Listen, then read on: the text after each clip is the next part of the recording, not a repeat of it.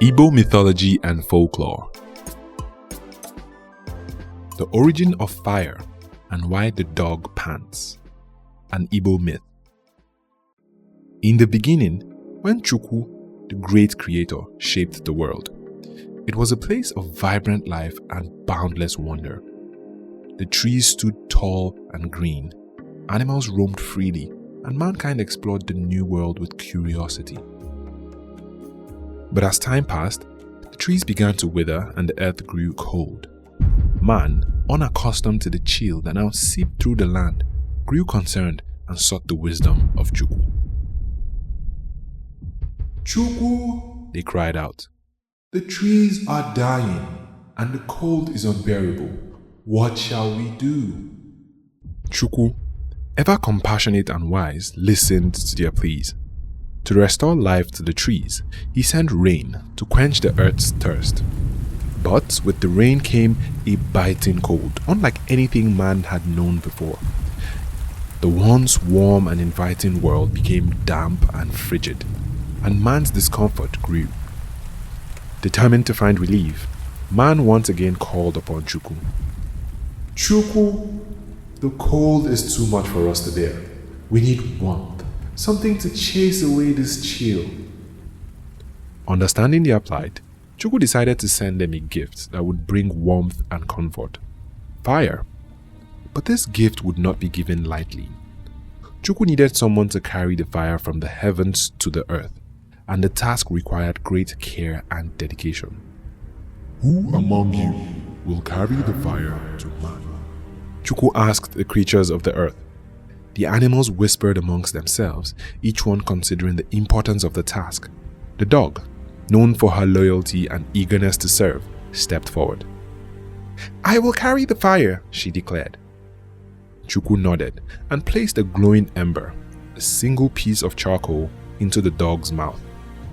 "This is fire, a powerful force that can bring warmth and light. But be careful, for it is delicate and can easily be extinguished. Keep it aglow and deliver it to man." The dog understood the gravity of her mission. She turned and began her journey back to the world of men. The glowing ember nestled carefully in her mouth. As she ran, the wind whistled through her furs and she could feel the ember cooling. Desperate to keep it alive, the dog began to pant, fanning the ember with her breath to keep the fire within it burning. Through the forests and across the rivers, the dog raced, never stopping, always panting, her breath fueling the ember's glow. Her heart pounded with the effort, but she did not slow down, determined to deliver Chukwu's gift to mankind. Finally, after a long, arduous journey, the dog reached the village. She carefully placed the ember on a pile of dry wood, and with the final puff of her breath, the ember ignited into a bright, roaring flame. The villagers gathered around, their eyes wide with wonder as the fire crackled and danced before them. The warmth of the fire spread through the air, chasing away the cold that had plagued them. Man rejoiced, for now they had the means to stay warm, to cook their food, and to protect themselves from the chill of the night.